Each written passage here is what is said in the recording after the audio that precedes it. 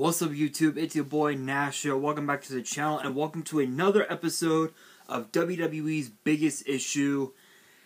I'm gonna be honest. Here's the question that a lot of people have been asking for the last 48 hours since the Elimination Chamber. Was the Elimination Chamber what we expected, or did we expect something else? That will be the question I'm going to answer in today's episode of WWE's Biggest Issue, because I'm going to review the card and give my thoughts on it. You know, give my ratings, if you will, on each of these matches from 1 stars to 5, in my honest opinion. So obviously we are kicking it off with the kickoff show, as we saw Rey Mysterio do battle with The Miz, and this rivalry was based on respect. It was a rivalry based on respect. Miz had shown Rey and his son Dom nothing but disrespect, and there have been times where Miz would get Rey Mysterio ejected from ringside, and then he would do the same to Rey's son Dom. He even did that this past Saturday on the Elimination Chamber kickoff show, where Miz grabbed a steel chair. He was playing tug of war with Dom. Dom ended up winning, or rather Miz let him win, and that's what got Dom ejected from ringside. But it wouldn't have mattered because, well,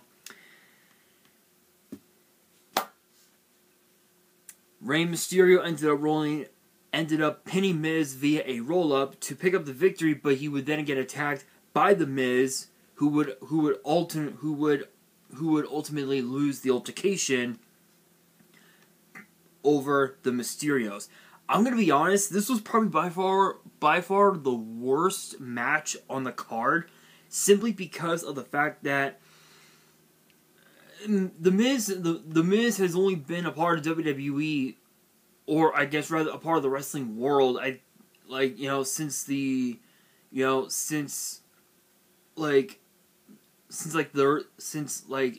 2000s, as far as being on the independent scene in WWE.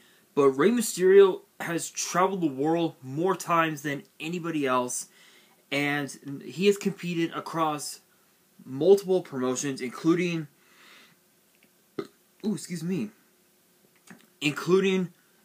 promotions like ECW, WCW, New Japan, Lucha Underground, AAA, and even also WWE as well. So he's won more championships than anybody in WWE, which is incredible. And for this match to get the rating that I'm about to give it is a testament to what that says about how WWE feels about this rivalry. I'm only giving it 2 stars. Don't get me wrong. Rey Mysterio picking up a victory. It's always incredible, but the way it ended should not have ended that way. That's why I'm only giving it 2 stars. Then, of course, we have the main card. First up, Roman Reigns versus Goldberg for the Universal Championship. A lot of people were speculating which match was going to be the main event. Was it going to be the Universal title or the WWE title? They ended up going with the WWE title being the main event, and Roman Reigns kicking off the show. This was dubbed a match 2 years in the making. The match that never took place. What did they mean by that? 2 years ago, right around this time, 2 years ago, WWE had booked Roman Reigns versus Goldberg for the Universal title at WrestleMania, when it was originally supposed to have been held inside Raymond James Stadium. But because of the COVID-19 pandemic, that unfortunately did not take place, and they had to host it inside the Performance Center, which was unfortunate. But I have to admit, it was rather soothing, if you will. It was a bit soothing because we got to see something different from that card. Like if you really think about it, let me go back. Like if you look at WrestleMania, look at how many championships were. Look at how many titles changed hands. The women's tag team titles, the Universal title, the NXT women's title,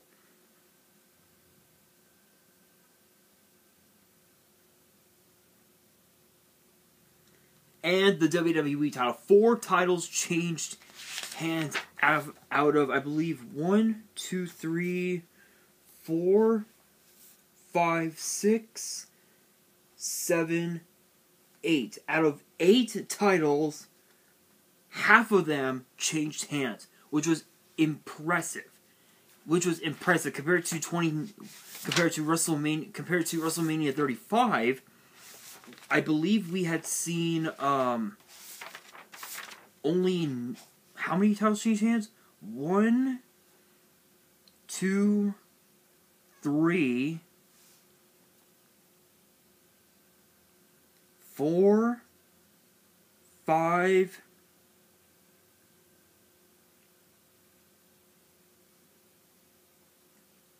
6, 7 titles changed hands, which was impressive. But come on, let's be honest here. This was the longest WrestleMania ever. And then the year after that, in 2020, they made things just a little bit better. Having it across both nights, I'll admit, was pretty impressive. Last year's WrestleMania was insane. I have to admit, pretty insane. In fact, I believe, how many titles changed hands? In fact, I think like some of them did change hands. Let's see, 1, 2, 3, 4, 5 titles changed hands last year. So again, this was a match that never took place, and it finally came to pass this past Saturday at Elimination Chamber. Now the last time Goldberg was Universal Champion, he actually defended the title at WrestleMania against Braun Strowman, who is no longer with WWE, unfortunately. Rumor has it he's actually starting his own promotion, which I believe is called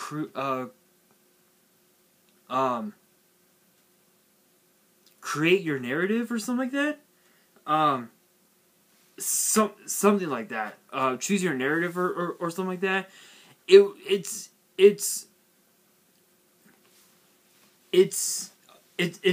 a reference to his time in WWE, which is unfortunate, but again, Braun Strowman was the Universal Champion. He actually defeated Goldberg to win the title, and then held it until SummerSlam that same year. We never got to see this match because of the COVID-19 pandemic. Roman Reigns wanted to stay home, wanted to make sure that his family was safe, that the pandemic would not jeopardize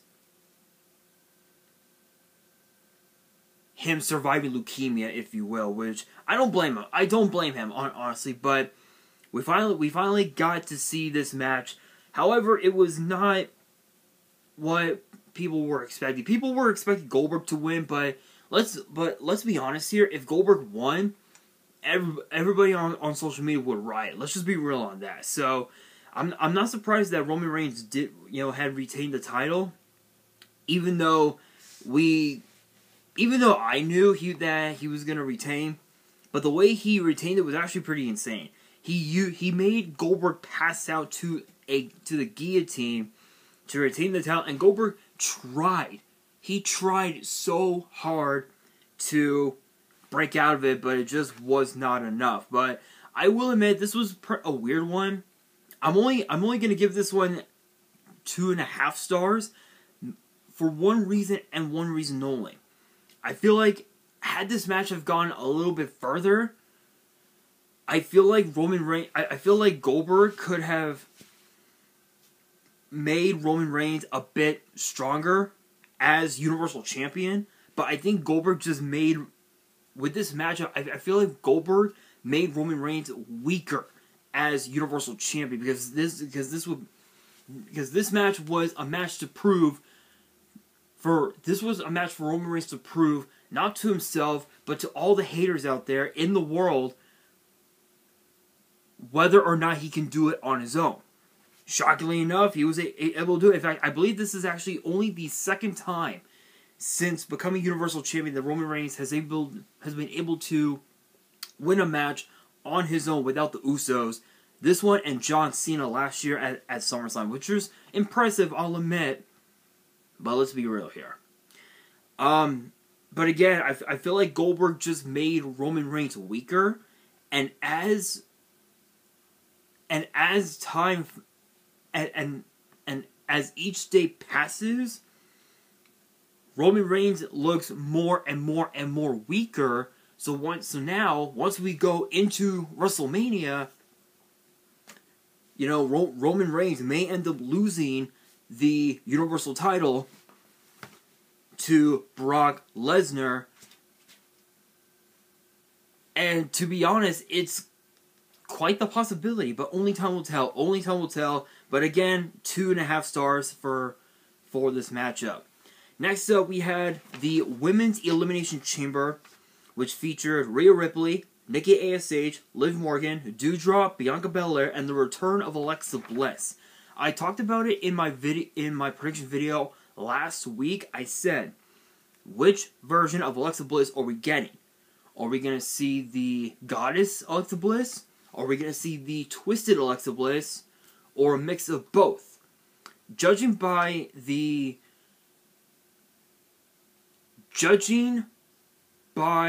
Tron, it seems as if we're getting both. But we will find out tonight on Raw, as rumor has it that we are going to see Alexa Bliss back on Raw tonight, which will be awesome. But I have to admit, this was a very intriguing matchup. This match did not last very long. I believe this only lasted like 20 minutes or something like that, which is kind of sad. To be honest. I was hoping for this match to last just a little bit longer, but it is what it is. But the order of elimination went as follows: Nikki ASH, Doudrop, Liv Morgan, and Rhea Ripley and Alexa Bliss. Bianca Belair did win, but it was only to make Bianca Belair a little bit more stronger. I think they made Alexa Bliss 10 times more weaker than she had become when she battled Charlotte Flair for the Raw Women's title in September at Extreme Rules. And my brother just texted me again. Another day, another moment that my brother texted me at the wrong place at the wrong time.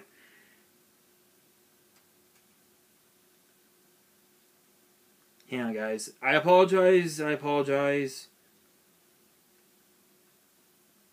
There we go. Anyway, but the question is why though? Why? Why can't Alexa Bliss win? The reason being is because they want it's because WWE wants to go down a path where Bianca Belair becomes the new Hulk Hogan of WWE. I feel like that's what they're trying. I feel like that's what they're trying to do. They tried to do that with Roman when he won the Royal Rumble back in 2015. But unfortunately, that did not come to pass. As he only main evented only a few WrestleManias. I know that he main evented WrestleMania 31, 32, 33, and 34. But once we got to WrestleMania 35,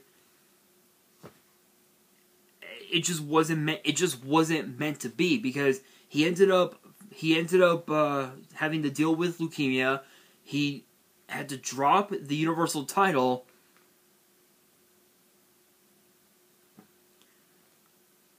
and he ended up he ended up in a rivalry with Drew McIntyre. So that's one other WrestleMania where he was not in the main event. Obviously, you had WrestleMania 29 and 30. Okay, WrestleMania 36, he was out of it. Last year's WrestleMania main event, he's only main evented 5 WrestleManias, 4 of them back to back to back to back. I think they're trying to do the same thing with Bianca Belair, but I think I truly believe it may come back to bite them in the ass because of the fact that you guys remember when Bianca Belair was in NXT, she wasn't a babyface, she was a heel. She was a heel, but the fans cheered her on because they believed in her. They continued to believe in her, and Bianca didn't even realize it. So now that she's on the main roster, she's now starting to see it, and it is possible that we could see a back-to-back performance by Bianca Belair, but knowing Becky Lynch, she'll find a way to back out of it. She'll find some way to back out of it, and she'll find a way to retain her title, count out or disqualification. Plain and simple. But again, big congrats to Bianca Belair. I'm only giving this one 2.5 stars. This was fairly decent, I'll admit. But next up we have Ronda Rousey, the return of Ronda Rousey, teaming up with Naomi to take on Sonya Deville and the SmackDown Women's Champion Charlotte Flair. I'm not even gonna dignify how bad this match was. I'm only giving this one 2.5 stars. Not just because of the fact that we got to see Ronda Rousey pick up a victory, but it was because of the fact that Charlotte Flair decided not to get involved when Ronda had the armbar locked onto Sonya Deville. So Sonya is going to be having quite the surgery, to say the very least. Not much else to say about that. Then, of course, we have another match that did not end so well for Madcap Moss as he battled Drew McIntyre. Falls count anywhere. I'm only giving this one 1.5 stars. Why? It's simple. It's Happy Corbin. It's Madcap Moss. They're trying to make Drew McIntyre look like a complete jackass. When in reality, they're the jackasses. Not much else to say about that. All I can tell you is that McIntyre did defeat Madcap Moss with a Claymore to pick up a victory. It just was not the right match for Drew. I feel like he needs to be put back into the world title picture, or rather be put into the Intercontinental title picture, because you guys know when he was Intercontinental Champion, it didn't really end so well for McIntyre. But speaking of Becky Lynch, we have Big Time Bex herself defending the Raw Women's title against Lita. I have to admit, this match just may have been the saving grace of the whole card, because this was a match to not only help Lita become, look stronger, but to help make Becky Lynch look even more stronger than she did when she came back last year. And I have to admit, this was a really good one. This was a good match. This was a true clash of generations collide. Generations colliding between wrestling's past in the form of Lita and wrestling's present in the form of Becky Lynch. This was a battle of the young line going up against the veteran line, if you will. Without trying to sound corny at all. But Lita did amazing. It looked like she had not missed a step. But unfortunately, it was not enough, as Becky Lynch did defeat Lita with a manhandle slam to retain the Raw Women's title. So now it is official. The rematch we have been waiting for. Bianca Belair versus Becky Lynch for the Raw Women's title. Could Bianca Belair bring it back twice? It's possible, but this match, I'm actually giving this one 4 stars. This one was an incredible match. Again, a true clash of generations colliding. It was impressive. Now this next one, it was supposed to happen, but unfortunately it did not come to pass because, well, it's the Usos and they are afraid. The Usos versus the Viking Raiders for the SmackDown Tag Team titles unfortunately did not come to pass because as I had talked about in the result video on Saturday, the Viking Raiders had was going down the ramp doing their entrance, and the Usos jumped the Raiders from behind, jumped the Viking Raiders from behind. Thus, the match never took place. So I don't even know. I don't even know if we're ever going to get this match ever. I don't even know. I honestly don't know. But this brings us to the main event for the WWE title, locked inside the Elimination Chamber, and there have only been 4 times, aside from this one, spoiler, that the WWE title has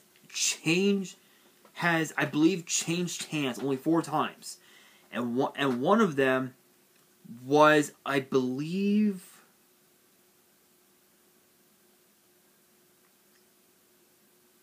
2011. I believe 2011. No. 2009, if I remember correctly. Yeah, 2009. The WWE title changed hands in 2009. It was one of those times anyway. But all the other times, champion retains. Who were the participants of the Elimination Chamber? Bobby Lashley, the champion, Brock Lesnar, Seth Rollins, Austin Theory, Riddle, AJ Styles. I must admit, this was a rather unique match, but seeing Brock Lesnar inside the Elimination Chamber was freaky. Fucking freaky. But this was by far the worst Elimination Chamber match I had ever seen ever. Because the men who started the chamber were Seth freaking Rollins and Austin Theory. We thought that it was going to be Brock Lesnar starting the chamber. But no, he was locked inside the pot. Because I was under the assumption that the first 4 superstars that would walk inside the chamber would be locked in the pots. Nope, not this time. Not this time. I'm not surprised, but this was interesting because Brock Lesnar, he's always itching for a fight. But this was one that was no different. As the order of entry went, Theory, Rollins, Riddle, Styles, I think that was it, Lashley, and Lesnar. Originally, now, you guys would think that Lashley was capable of competing in the match, but unfortunately that did not come to pass. Because Seth Rollins had hit Theory with a powerbomb onto Lashley's pod, which not only broke the Lexan glass, but also put Bobby Lashley in a coma, in a concussion. So Lashley taken out of the match, which then forced Lesnar to take drastic measures and break open the plexiglass, injecting himself into the match. And we also have confirmation. I had to do my research, or on social media. Lashley is going to be out for 4 months because of the fact that he's had some shoulder problems over the last couple of months, and this actually was talked about, I think, since Crown Jewel last October. So he has been dealing a little bit. But yeah, But yeah, he's gonna be out for 4 months. He will miss WrestleMania. He will miss WrestleMania Backlash, and he will also miss Money in the Bank and SummerSlam as well, which is unfortunate. But shout outs to Bobby Lashley. Wish you a very speedy recovery, brother. But Lesnar just completely trashed the field. He wiped the field clean.